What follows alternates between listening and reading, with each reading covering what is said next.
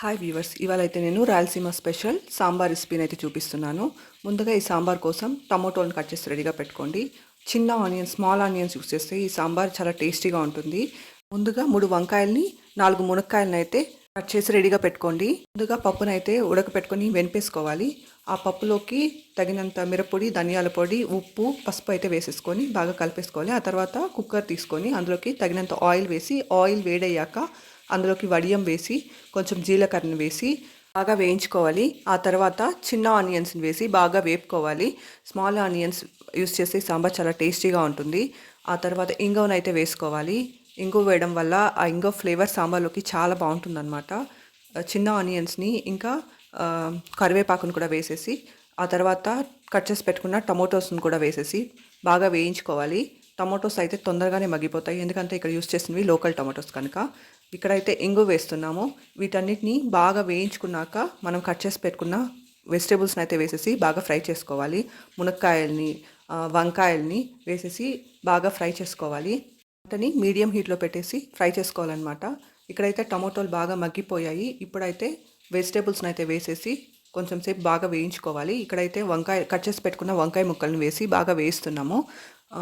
వంకాయ ముక్కలు బాగా వేగాక అందులోకి మునక్కాయ ముక్కలను కూడా వేసేసి బాగా ఫ్రై చేసుకోవాలి. ఇలా కానీ ఫ్రై చేస్తే కూరగాయల్లోని పచ్చి వాసన పోతుందన్నమాట. మీడియం హీట్లో పెట్టి ఫ్రై చేయండి. కొంచెం చింతపండును తీసుకొని నానబెట్టుకోవాలి. చేసి పెట్టుకున్న వంకాయ ముక్కల్ని ఇంకా మునక్కాడ ముక్కల్ని వేసేసి బాగా ఫ్రై చేసుకోవాలి. ఇవి ఒక 2-3 నిమిషాలు ఫ్రై చేయడం వల్ల ఇందులోని పచ్చివాసన అయితే పోతుంది. ఆ తర్వాత మనం ఆల్రెడీ పప్పును ఉడికించి వెనక్కి పెట్టుకున్నాం కదా, ఆ పప్పునైతే ఈ కుక్కర్లోకి అయితే మిక్స్ చేసేసేయాలన్నమాట. ఇప్పుడైతే పప్పుని తీసుకొని కుక్కర్లోకి మిక్స్ చేస్తున్నాము. ఈ పప్పునైతే ఆల్రెడీ ఉడికించేసి వెనిపి రెడీగా పెట్టుకున్నాము. ఈ పప్పునైతే ఇప్పుడు కుక్కర్లోకి ట్రాన్స్ఫర్ చేస్తున్నాము. వెనిపి పెట్టుకున్న పప్పునైతే కుక్కర్లోకి వేసేసి బాగా మిక్స్ చేసేస్తున్నాము. కొంచెం సేపు అలానే ఉడికిస్తే ఈ కూరగాయల ముక్కలన్నీ పప్పుతో పాటు ఉడికి సాంబార్ అయితే టేస్టీగా ఉంటుంది.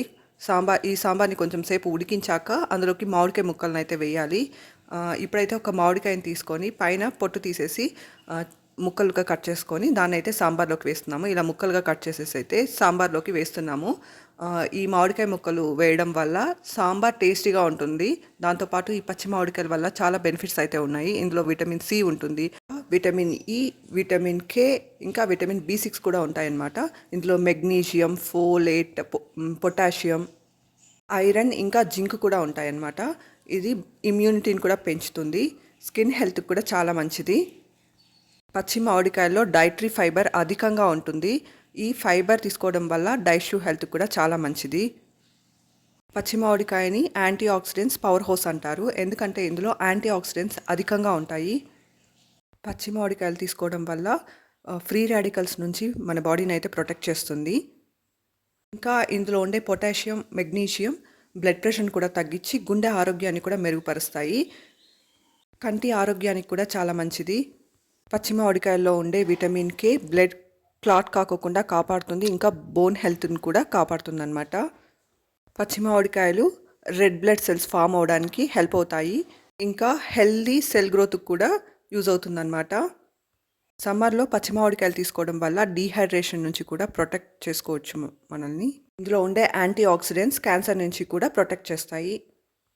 ఇంకా సాంబార్ విషయానికి వస్తే అందులోకి మనం నానపెట్టుకున్న చింతపండుని అయితే వేసేసి బాగా కలిపేసుకుని కొంచెం సేపు ఉడికిచ్చామంటే సాంబార్ రెడీ అయిపోతుంది. ఈ సాంబార్ రెసిపీతో రైస్లోకి అయితే మేము ఆలూ ఫ్రైని అయితే చేసాము. ఇలాంటి హెల్దీ రెసిపీస్ కానీ చేసుకుంటే చాలా హెల్దీగా ఉంటాము. Thank you for watching my video.